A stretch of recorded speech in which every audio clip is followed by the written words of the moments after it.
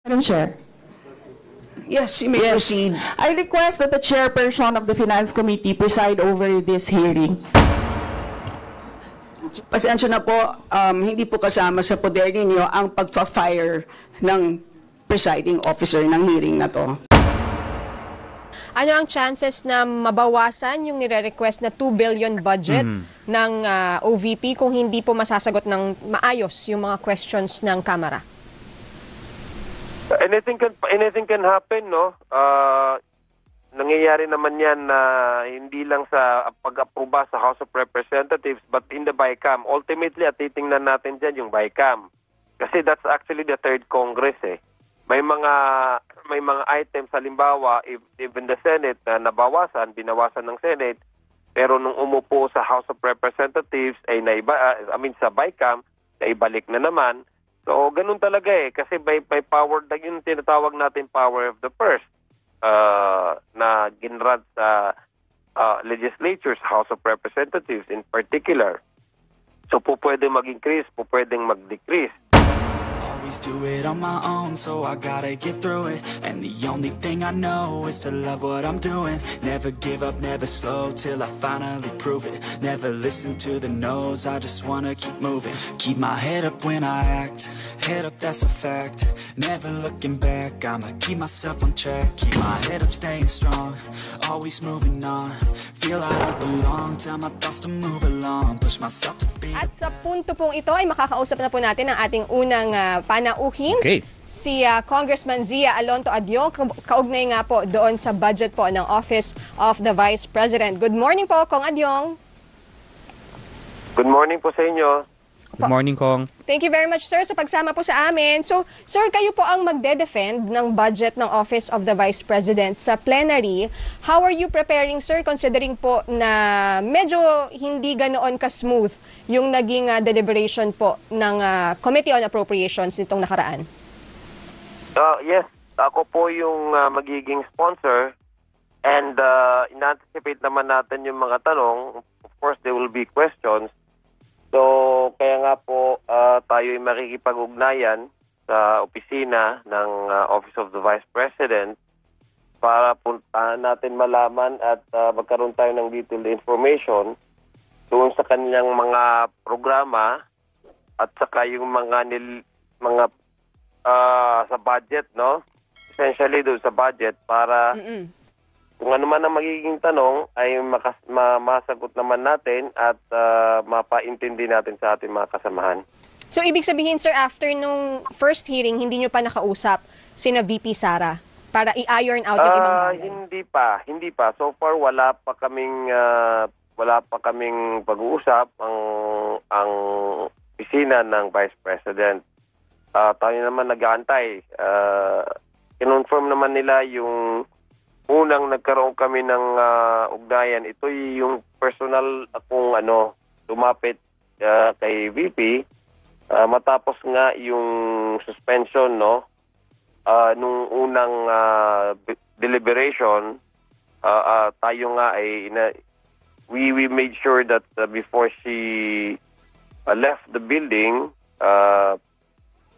makapag-schedule man lang ng meet-up ng aming mga opisina. Okay. So we're still waiting for them to at least inform us when will this be possible, what day and how can we possibly meet, no? Para at least magkaroon tayo ng briefing, no? Ma-brief naman tayo doon sa kanilang doon sa kanilang proposal na kanilang budget for 2025. Opo. Sir, ano ang reaction nyo doon po sa naging exchange? Medyo sumasagot talaga si VP Sara during that deliberation. At yun nga po, umabot sa punto na na-defer pa yung kanilang budget. Hindi naman natin inaasahan yun. Sa totoo lang, no? Nung nakikita na natin yung nagiging flow ng discussion, kasi I really wasn't expecting it that the deliberation had gone really ori, no? So It's disappointing, it's frustrating na at saka nalulungkot tayo dahil ganun ang naging flow ng discussion. Kaya nga tayo nag-apila ako sa committee na hindi naman natin kailangan, we don't need to like each other, but that does not mean we cannot afford each other with respect, no? So parang ganun yung apila ko na we should stop name calling, at least man lang kung if there are questions that the Vice President feels na she does not need to respond to directly kasi then she can say that, but not in a way na hindi mag-elicit pa ng hindi magandang responses or maka-elicit pa ng hindi magandang pag-uusap pa further, na hindi magandang pag-uusap. Opo. Sir, sa tingin nyo, where did things go wrong? Kasi yung iba nagsasabi ang hostile ni VP, yung iba naman, siya naman siguro ang sinasabi parang nag-gang up sa kanya yung House. Sa tingin nyo, saan po nagkaroon ng problema? Actually, nung pag-umpisa pa lang, mararamdaman mo na yung may sense of uncomfortability dahil nga doon sa issue ng nung opening remarks niya, nagsabi na siya about yung position niya sa West Philippine Sea, yung sinasabi niyang possible may mga may mga nabitawan siyang salita doon sa opening remarks. So, medyo mararamdaman mo na where she's coming from, and parang ma-anticipate mo na how she would probably respond to certain questions from certain individual members of Congress. So, mararamdaman mo na from the very beginning na meron ng possible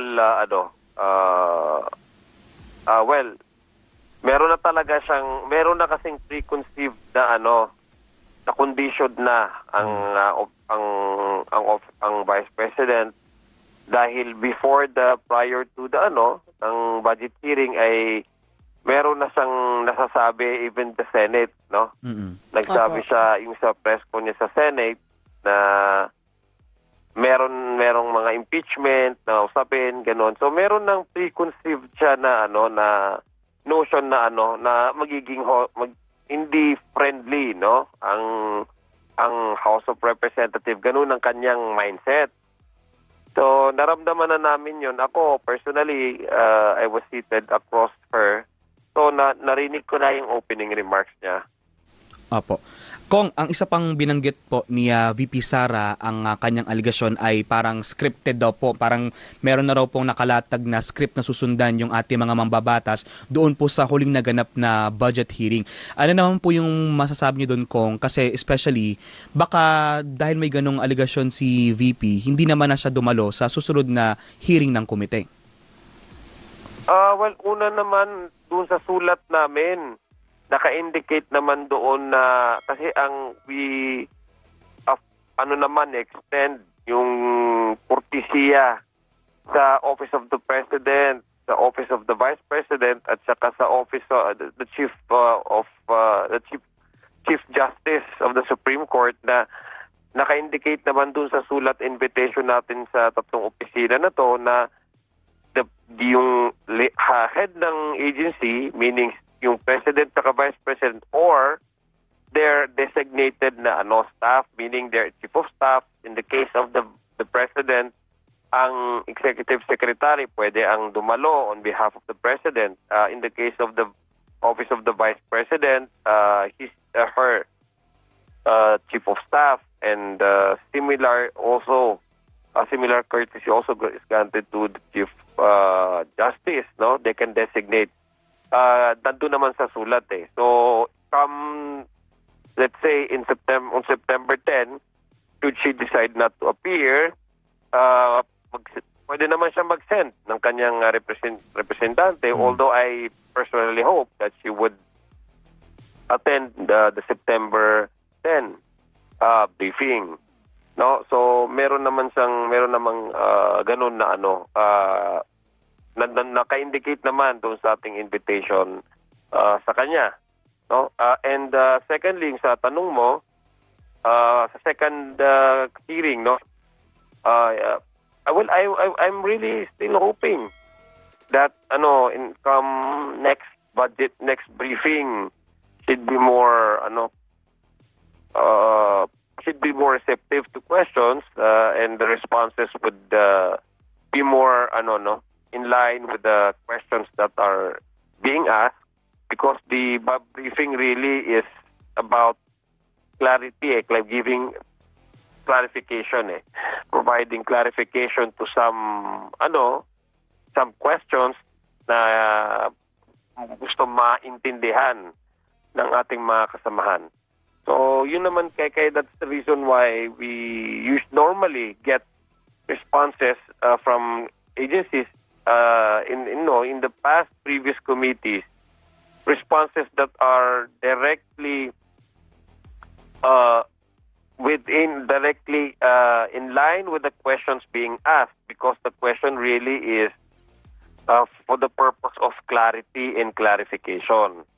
So, maimportante ang yung sagot ay talagang naaayon doon sa mga katanungan at mga bagay na nais maintindihan, nais ipa-clarify ng mga bawat miyembro ng komite. Opo, Kong, dahil nga dito sa naging diskusyon noon sa budget hearing ng OVP, parang nagkaroon din kasi ng diskusyon ang publiko, no, na sa mga nakaraang kongreso, sa mga nakaraang budget hearing, parang napapansin nga po na nabibigyan nga ng courtesy ang presidente, ang budget ng OP tsaka ng OVP. Pero this time, parang first time po ito, no, na na-defer yung budget hearing ng OVP.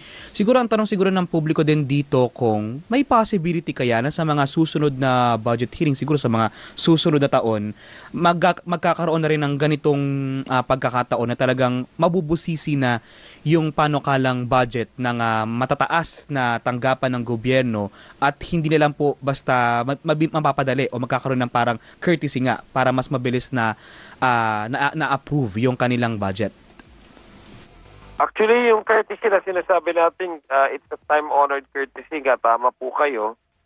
Although yung nakita naman po natin doon sa budget hearing, na-extend pa naman din ho yung courtesya, dahil we allowed, no, the committee allowed the Vice President to respond in a way that she felt na ganun ang kanyang magiging sagot. Halimbawa, kasi pag yung ibang agency, hindi po pwede ganun ang magiging kanilang kasagutan. So but still the committee allows her that, no, gave her that privilege to respond to a question repeatedly quoting the same the same text all over again. So that in a way is already a courtesy, no. Pangalawa, sabi kong itong nangyari kasi that this is this is probably a lesson. Tama ho kayo that could be the case, no.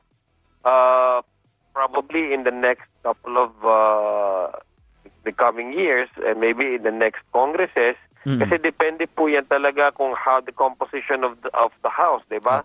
Minsan kasi may mga sa magiging future congresses, may mga depende talaga rin sa mga members kung anong magiging approach nila dito sa mga ganitong sa mga budget hearing, whether they would still maintain the time-honored tradition, or maybe there are things that are really important to the nation and the people really need to know, then members could have probably ask questions and you know, be more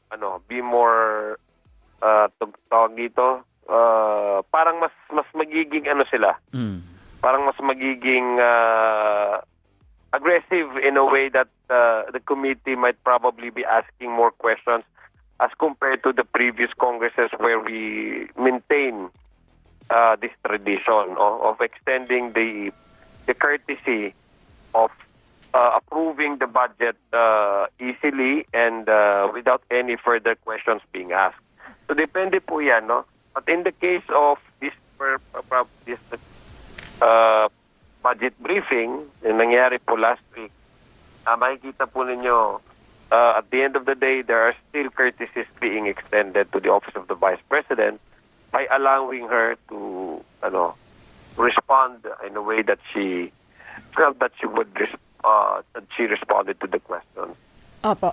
Sir, isa doon sa mga observation ay yung ilan pong items sa budget ng OVP parang redundant, di umano. Same lang doon sa ilang items din sa social services departments natin like the SWD. What do you think of this, sir? Should the OVP have a budget like this or pwedeng i-allot na lang natin yan sa DSWD, DOLE or iba pang agency? Una kasi, ang Office of the Vice President, wala naman talagang polisiya na nagsasabing ang Vice President hindi po pwedeng mag-deliver ng social services. No, wala po.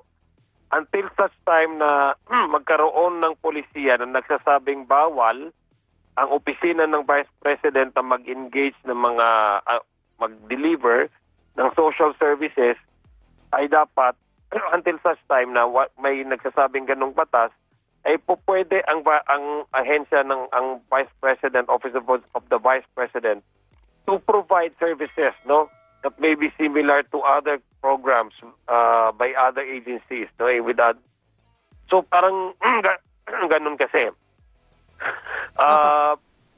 So yung ganung klaseng programa, talagang parang pag tiningnan mo is complementary, no? Tiningnan mo is similar with the services being provided by other agencies, no? Sa mga departamento na magkakapareho. Of course, there will be members who feels na dapat iisahan na sa isang department or ilalagay na sa isang department. But remember, ang sinasabi ko nga, kung wala naman polisiya na nagsasabing hindi po pwede o ganito lang yung mandate ng Office of the Vice President or ganito lang yung kanilang po pwedeng gawin, ay ang executive branch, pag piniprepare po nila ang budget nila, maaari po silang mag-isip, no, based doon sa mga nire-request na pondo ng bawat ahensya, kung pwede naman sila mag-explore at magbigay ng mga kaukulang programa na naayon doon sa priority at gustong mangyari ng opisina ng pangalawang Pangulo. I see. So, yes. So pwede pala, sir. The point is, the preparation really starts with the executive branch.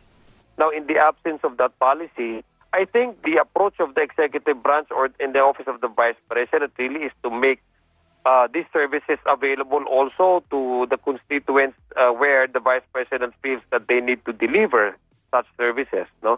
Kasi wala naman nagsasabing bawal yan. Wala pang pulisiya na nagsasabing bawal yan. So, ganun ata yung naging approach ng executive branch why they allowed such services to be available also to the Office of the Vice President. Opo. Sir, so for the record, sabi nga po ni VP Sara, meron siyang naririnig na ugong about impeachment against her. Kayo po ba sa House, kayo po sir personally, meron ba kayong naririnig about that? Personally, wala akong narinig. I can swear on that, no. Wala po akong narinig na na usapin na impeachment. Kaya nga ako nagtataka kung bakit bigla lumabas, no? I think lumabas yan doon nung may statement kasi si Attorney Harry Roque na base daw sa nabasa niya sa kanyang pulang kristal. So, parang ganun ang sinabi Bolang kristal. Kaya nga akala ko nung una, nagbibiro lang siya. Kasi ang sabi niya, bolang kristal So, I did not take that seriously. I thought all the while it was a joke. So, parang nung kinalaunan na, sabi ko, bakit parang seryoso ata sila? Kaya nagtataka kami.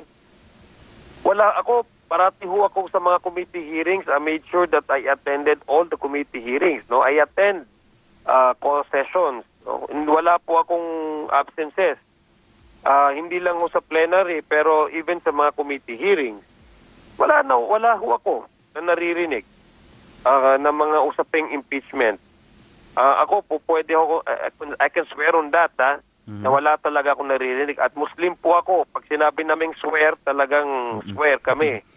Doon sa aming sa aming relihiyon. And I can swear on that I never heard or was there anybody that I heard discuss about impeachment. Wala po.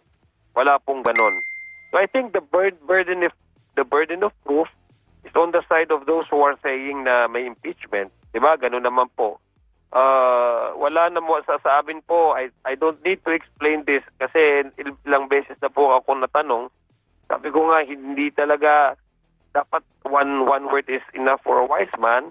Wala pong impeachment na pag-uusapan dyan sa House of Representatives. Hindi ko alam kung bakit bigla-bigla po yung lumabas.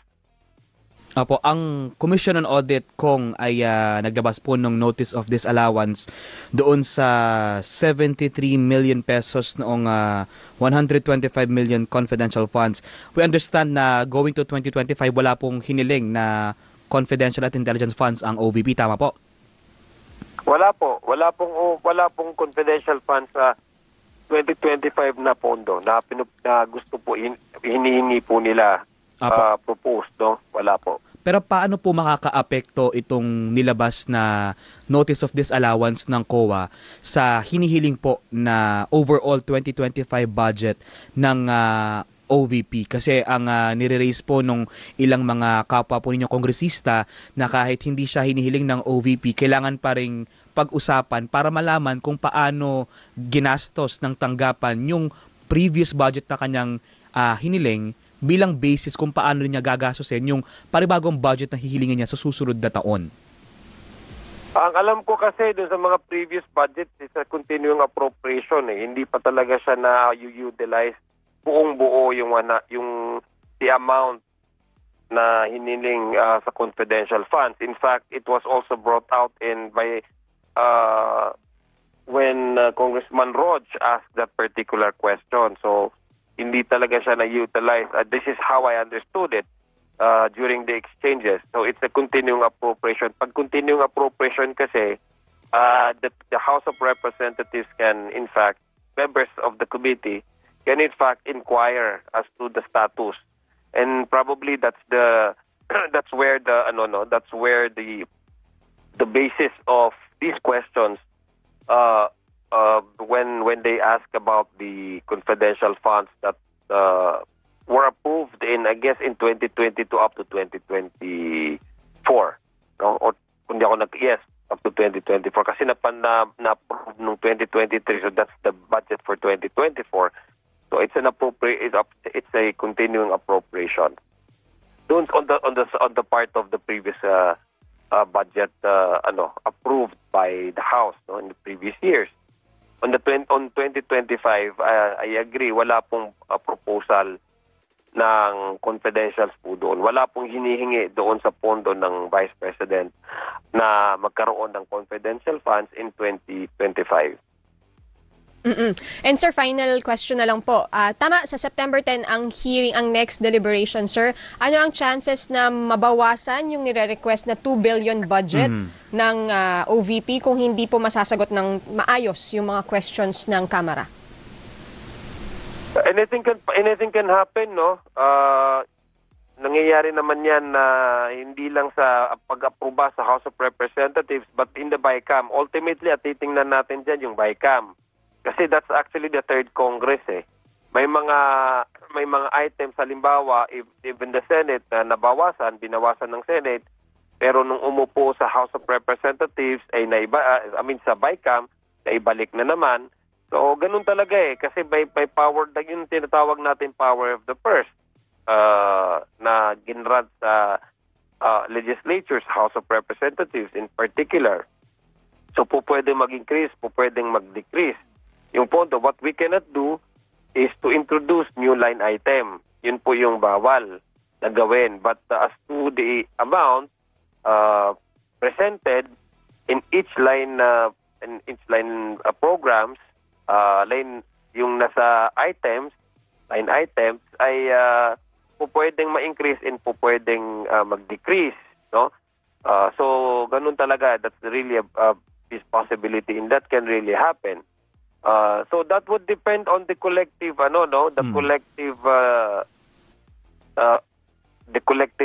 decision of the House of Representatives. I'm sure there will be members probably who would propose for an increase, and I'm not talking only about the Office of the Vice President budget, but I'm talking about the entirety of the NEP, the National Expenditure Program. May mga possibility really that there's going to be a proposal to increase or to decrease specific budget in a specific line item, no?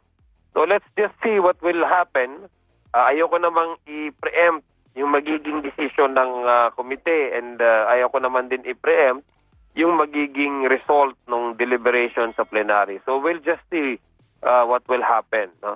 Opo. And with that, sir, we wish you luck po sa budget Kayo po deliberation. ang naatasan ng medyo challenging na part Opo, ng pag-defend. Oo, at lalo na sa plenary. Oo. Oo. Sir, thank you very much po sa inyong oras. Salamat Thank you, po. Kong. Maraming salamat din po. Magandang umaga po sa inyo. Opo, good morning, sir. Yan po si Congressman Zia Alonto Adyong mula po sa 1st District ng Lanao del Sur.